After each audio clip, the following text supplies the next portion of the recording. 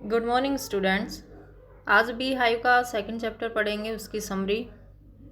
और second chapter के दो पार्ट हैं। फर्स्ट पार्ट करेंगे जिसका टाइटल है द साउंड ऑफ म्यूजिक, और देवोरा कोले इसके राइटर हैं। Evelyn Glennie listen to sound without hearing it, ऐसा देवोरा कोले कहते हैं इस लेसन में कि एवलिन ग्लीनी जो एक परकशनिस्ट हैं, एक यंत्रवादक, उन्हीं के बारे में है ये जो इस लेसन की स्टोरी है कि वो बिना हियर किए ही म्यूजिक की साउंड को लिसन कर सकती हैं, बिना सुने ही उसको ध्यान से उसको फील कर सकती हैं, सुन सकती हैं। ये बहुत ही मोटिवेशनल स्टोरी है इनके बारे में। और इस लेसन की स्टोरी स्टार्ट होती है एक प्लेटफॉर्म के सीन से, जहाँ बहुत ज़्यादा भीड़ है। वहीं पर एक 17 साल की पतली सी लड़की एवलिन ग्लेनी ट्रेन का वेट कर रही है। वो बहुत ही ज़्यादा नर्वस इसलिए है क्योंकि वो लंदन की रॉयल एकेडमी ऑफ म्यूजिक में जा रही है म्यूजिक सीखने के लिए। वहाँ म्यूजिक सीखने के लिए वो एडमिशन लेना चाहती हैं। एवलिन ग्लेनी स्कॉटलैंड से बिलोंग करती हैं, और स्कॉटलैंड एक खुला सा फार्म वाला एरिया है, और लंदन एक भीड़ भाड़ वाली, एक फास्ट सिटी है, भीड़ भाड़ वाली जगह। तो ऐसी जगह से एक लंदन जैसे अर्बन एरिया में वो जा रही है, तो इसकी वजह से तो नर्वसनेस है ही। इसके अलावा ये तो चैलेंज है ही उनके सामने, लेकिन ये एक छोटे एरिया से बड़े एरिया में जाना, ये उनके लिए एक छोटा चैलेंज है। इससे बड़ा चैलेंज है इस बात का कि वो सुन नहीं सकती हैं। शी इज़ प्रोफाउंडली डीफ, वो पूर्ण रूप से बहरी हैं। अब उनकी डीफनेस कब स्टार्ट हुई? तो सबसे पहले एवलिन ग्लेनी की डीफनेस को नोटिस किया उनकी मदर ने। जब वो 8 साल की थी तो इनकी मदर आइज़ाबेल ग्लेनी ये बताती हैं कि एक बार पियानो बजाने के लिए वो अपनी टर्न का इंतज़ार कर रही थी एवलिन, और जब इनकी टर्न आई और इनका नाम पुकारा गया तो इन्होंने कोई रिस्पॉन्ड ही नहीं दिया। इसका मतलब कि इन्होंने सुना नहीं। लेकिन तब उन्होंने ये सोच के कि शायद इसने नोटिस नहीं किया होगा, तो इतना ज़्यादा ध्यान नहीं दिया। लेकिन पहली बार उनको ये महसूस हुआ था कि ये जो इतनी देर से बेसब्री से इंतज़ार कर रही है और नाम पुकारे जाने पर इन्होंने कोई रिस्पॉन्ड ही नहीं किया, तो पहली बार उनको तब डाउट हुआ था। लेकिन स्टार्टिंग में एवलिन अपनी इस कि वो सुन ना पाने की जो उनकी ये बीमारी थी, या जिस भी वजह से वो सुन नहीं पा रही थी, इस चीज़ को छुपाती रही अपने टीचर से, अपने फ्रेंड से। किसी के सामने जाहिर नहीं होने दिया कि वो सुन नहीं पा रही है, उनको सुनाई कम दे रहा है। लेकिन जब एवलिन 11 साल की हुई तो उस समय तो इनके इतने बेकार मार्क्स आए, क्योंकि क्लास में जब अच्छे से सुन ही नहीं पाएगी तो इतना अच्छा परफॉर्म नहीं कर पाती, और इनके मार्क्स बहुत बेकार आए। तो तब हेड मिस्ट्रेस ने इनके पेरेंट्स को बुलाया और उनको सलाह दी कि इसको किसी स्पेशलिस्ट को दिखाइए। और जब उसके पेरेंट्स एवलिन के इनको एक डॉक्टर के पास लेके गए तो डॉक्टर ने बताया कि इनकी नर्व, कोई नस है, वो डैमेज होती जा रही है, और भी इस वजह से इनकी सुनने की जो पावर है वो ख़त्म होती जा रही है। और इसको स्कूल फॉर द डीफ यानी बहरों के स्कूल में भेजने की सलाह दी डॉक्टर ने, और उसको जो हियरिंग एड्स हैं, इंस्ट्रूमेंट वगैरह, वो भी दिए। तो एवलिन को एक बार तो ये लगा कि जैसे सब कुछ ख़त्म हो गया है, कि कुछ नहीं बचा, अब वो नॉर्मल बच्चों की तरह नहीं जी पाएंगी। लेकिन फिर उन्होंने गिव अप ना करने का डिटर्मिनेशन किया कि वो इतनी जल्दी गिव अप नहीं करेंगी और एक नॉर्मल बच्चे की तरह ही अपनी लाइफ जिएंगी। और उन्होंने जो इंटरेस्ट इन म्यूज़िक था उनका, उसको आगे परस्यू करने का डिसीज़न लिया। इनके टीचर के सामने भी जब ये बात रखी गई कि ये अपने म्यूजिक की जो करियर है उसको आगे परस्यू करना चाहती हैं, तो ये बात सुनकर इनके टीचर ने भी इनको डिस्करेज किया, वो ये कह के कि जब म्यूजिक ये सुन ही नहीं पाएंगी तो सीख कैसे पाएंगी। तो सीखना तो ज़रूरी है, किसी भी चीज़ को वो सीखने के लिए सुनना ज़रूरी है। लेकिन एक परकशनिस्ट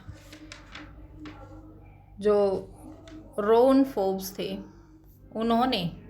रोन फोर्ब्स नाम के परकशनिस्ट, उन्होंने इनकी जो पोटेंशियल क्वालिटी थी, जो एबिलिटी थी इनकी, उसको पहचाना और उनको म्यूज़िक सिखाना शुरू किया। वो समझ गए कि इनके अंदर वो टैलेंट है, और उन्होंने सबसे पहले 2 ड्रम लिए। उन दोनों ड्रम को अलग अलग नोट पे उन्होंने ट्यून किया, और एक को हाइयर टोन पे और एक को लोअर पे।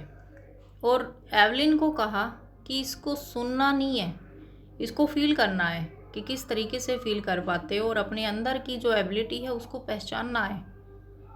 तो तब एवलिन ने जो हाइयर नोट था ड्रम का, उसको अपनी वेस्ट के ऊपर वाले पार्ट में उसने फील किया, और जो लोअर नोट था उसको वेस्ट के लोअर पार्ट में, नीचे वाले हिस्से में।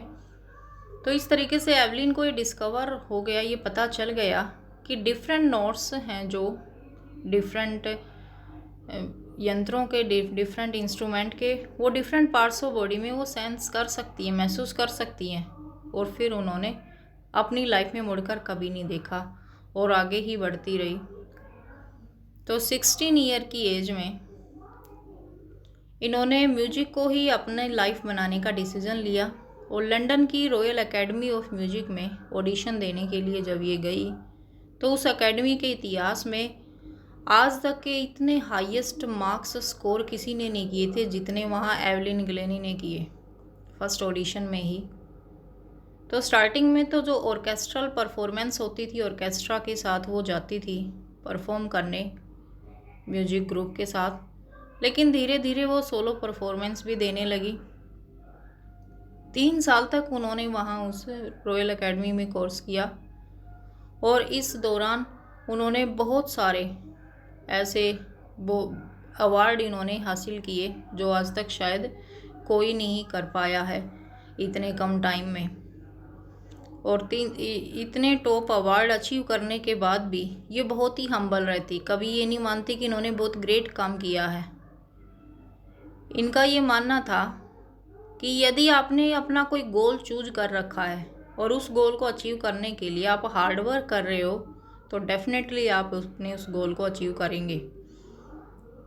इन्होंने भी अपना वो गोल अचीव किया जो इनसे भी दुगनी एज के लोग या जो परकशनिस्ट जो इन्हीं के फील्ड में थे वो अचीव नहीं कर पाए थे, वो इन्होंने इतनी कम एज में अचीव कर लिया था। ये फ्लॉलेसली स्कॉटिश एक्सेंट में बात कर सकती थी, कि जैसे ये कहते हैं कि जो सुन ही नहीं पाता वो बोल कैसे पाएगा। लेकिन जब इनसे ये पूछा जाता कि आप इतने अच्छे से कैसे अपने, क्योंकि स्कॉटलैंड से बिलोंग करती थी ये, तो अपने स्कॉटिश एक्सेंट में बहुत ही अच्छे से ये बात कर सकती थी। तो ये इनका जवाब होता कि ये इतना क्लियरली इसीलिए बोल पाती है क्योंकि इन्होंने 11 वर्ष की एज तक तो सुना है, तो इसलिए सुन के अपनी लैंग्वेज को ये अच्छे से सीख पाई है, इसीलिए उस एक्सेंट में इतने अच्छे से ये बात कर सकती है। और सामने वाले की बात सुनने के लिए ये लिप मूवमेंट की तरफ ध्यान दे के उसकी बात सुनती थी और फिर जवाब देती थी। लेकिन इन्होंने सिर्फ स्कॉटिश जो लैंग्वेज है उस पर ही नहीं, वो तो इन्होंने बचपन से ही सुनी थी, लेकिन इसके अलावा फ्रेंच और जापानीज़ लैंग्वेज पे भी इनकी कमांड थी। और ये दोनों लैंग्वेज तो उन्होंने बहरे होने के बाद सीखी थी, जब वो प्रोफाउंडली डीफ हो चुकी थी उसके बाद ये दोनों लैंग्वेज इन्होंने सीखी थी। तो ये चीज़ दिखाती है कि कितनी हार्ड वर्कर थी। जाइलोफोन बजाते हुए जो स्टिक्स हैं वो हमेशा स्टिक्स यूज़ करती थी वो, ताकि उसकी जो वाइब्रेशन है वो अपनी फिंगर टिप्स में वो फील कर सकें। और ड्रम बजाते हुए हमेशा उसकी तरफ थोड़ा लीन होके झुक के वो बैठती थी, उसकी इको को अपनी बॉडी में फील करने के लिए। वुडन प्लेटफॉर्म पर शूज़ उतार कर अपने बेयर फीट और अपने लेग्स में उस वाइब्रेशन को फील करती थी। तो इस तरीके से अलग अलग बॉडी पार्ट में अलग अलग इंस्ट्रूमेंट को फील करके वो इतना लाजवाब, इतना एक्सेलेंट परफॉर्म करती थी। 1991 में इन्हें रॉयल फिलार्मोनिक सोसाइटी की तरफ से एक बहुत ही प्रेस्टिजियस अवार्ड था इस रॉयल फिलार्मोनिक सोसाइटी का। उस अवार्ड का नाम था सोलोइस्ट ऑफ द ईयर। ये अवार्ड उनको मिला 1991 में। तो भगवान ने इनकी सुनने की शक्ति लेकर उसके बदले में इनको बहुत बड़ी शक्ति दी थी, और वो शक्ति थी इनकी फील करने की। हम लोग किसी भी चीज़ को सुनते हैं तब समझते हैं, लेकिन ये उस चीज़ को फील करती थी। इन्होंने खुद ये कन्फेस किया है कि ये वर्कहोलिक हैं। वर्कहोलिक का मतलब होता है person who finds it difficult to stop work, कि ऐसा व्यक्ति जो एक बार काम करना शुरू कर दे तो फिर उसको बंद ही ना करे। तो ये ऐसे ही बहुत ही हार्ड वर्कर थी, बहुत ही मेहनती थी। रेगुलर कॉन्सर्ट के अलावा ये चैरिटी के लिए भी कॉन्सर्ट करती थी, फ्री कॉन्सर्ट प्रिजन या हॉस्पिटल वगैरह में। तो इस प्रकार जो ये एवलिन ग्लेनी है ये प्रेरणा है हैंडीकैप्ड पीपल के लिए, और जो इनको देखकर यही कहेंगे कि जब ये कर सकती हैं तो मैं भी कर सकता हूँ। तो इस प्रकार एवलिन ग्लेनी एक बहुत ही मोटिवेशनल एक प्रेरणा है उन सब के लिए जो लोग ये मान के कि मैं नहीं कर सकता। तो ये एक बहुत बड़ी प्रेरणा देने वाली है और दूसरों को प्रेरित करते हुए जो बहुत सारे एबल लोग जो चीज़ अचीव नहीं कर पाए, इन्होंने बहुत ही कम एज में वो सब अचीव किया। तो ये थी स्टोरी अपनी एवलिन ग्लेनी की। होप कि अच्छी लगी होगी।